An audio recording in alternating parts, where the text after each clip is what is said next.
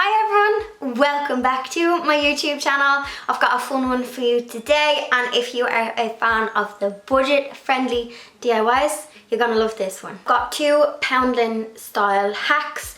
I think in the US you call it dollar store, but I got these in Ireland, we call it deals, UK Poundland, US dollar store. This is basically the cheapy shop. So two DIYs, two techniques. I'm going to be doing some decoupage on a canvas, and I'm also going to be doing a rust effect technique. So I hope you get some value from this video and you learn something new. I'm going to go straight into the first DIY, which is decoupage. So I hope you enjoy it. For the first DIY, we are going to use a simple canvas, some decoupage glue, some pretty napkins, use whichever ones you have, and some paint. I am actually going to take apart this canvas because I want to use the wooden frame that's inside as the actual frame. So using a sharp blade, be extra careful. I am simply removing the canvas from the back of this wooden frame. Now the wooden frames, they're not the best, but you can give them a little sanding and you can maybe fill in any of the holes and you've got like a decent wooden frame. Once I had my frame removed, I gave it a little sand and I painted it. I used the colour Herbs. This is the Autentico Versant Matte. I used this on the cubby house and I just had some leftover paint. I really liked the colour and I liked how it picked up on some of the tones in my napkins, and I just gave it 2 coats. But to be honest, I could have got away with 1 coat and I let it dry before I decoupaged.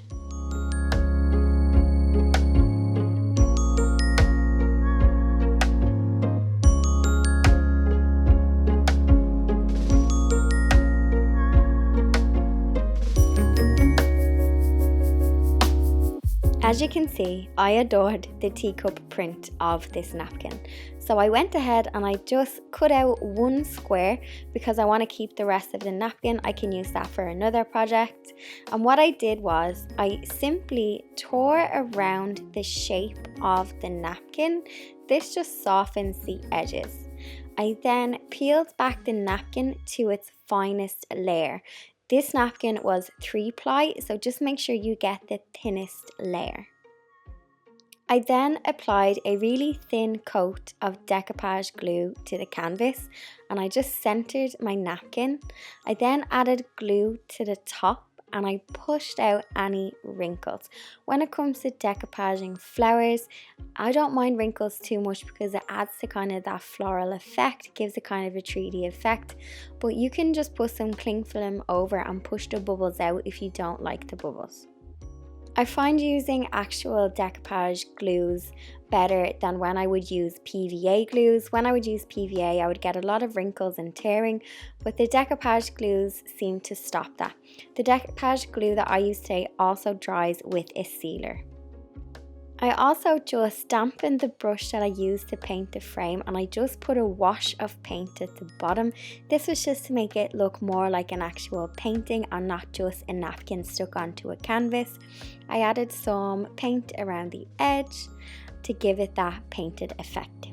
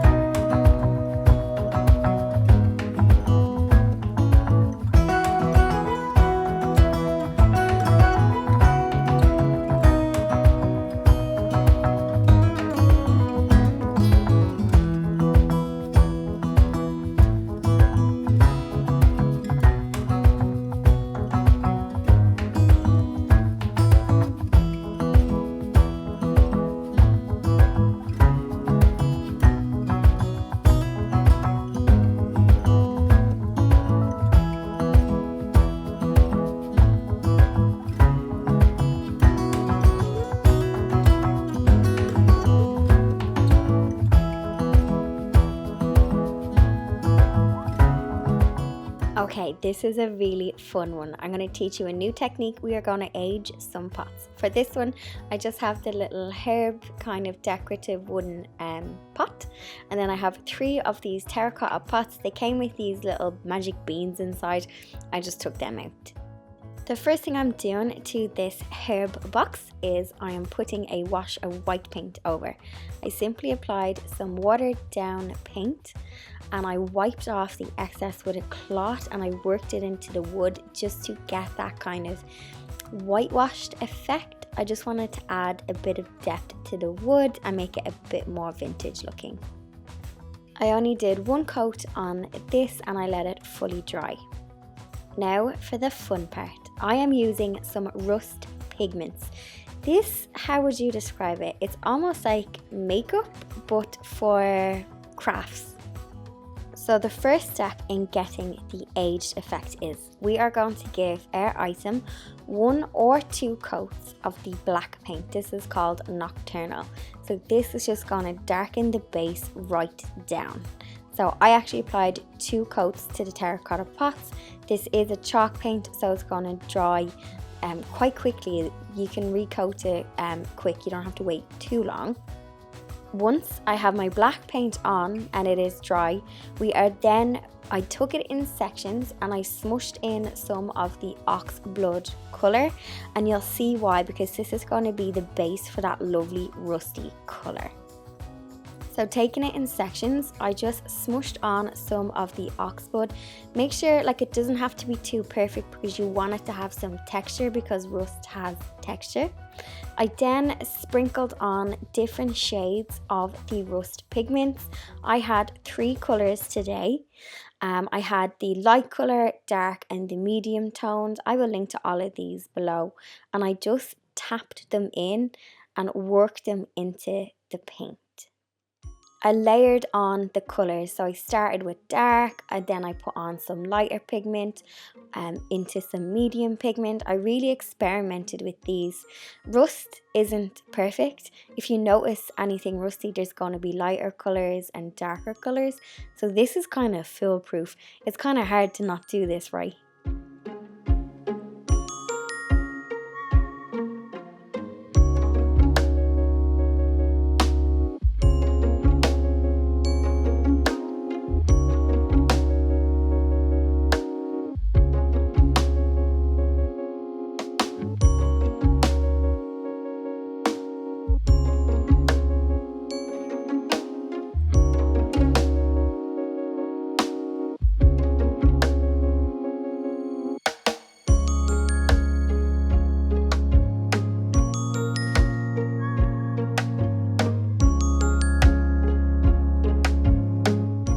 Once I was happy with my rusty pots, I got my succulent cuttings and I gave them a new home.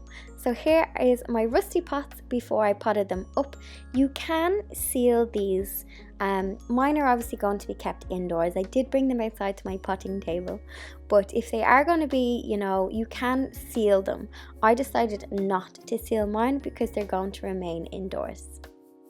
I simply popped in some of my succulent cuttings because they were getting big and they needed a good new home and a bigger pot to live in.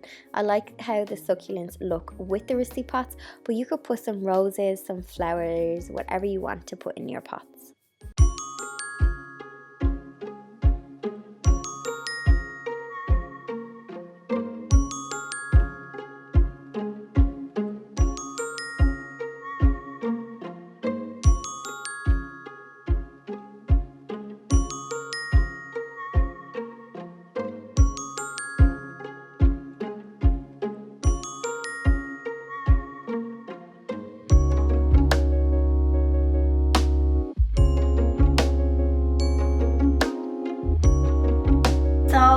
You learn something new.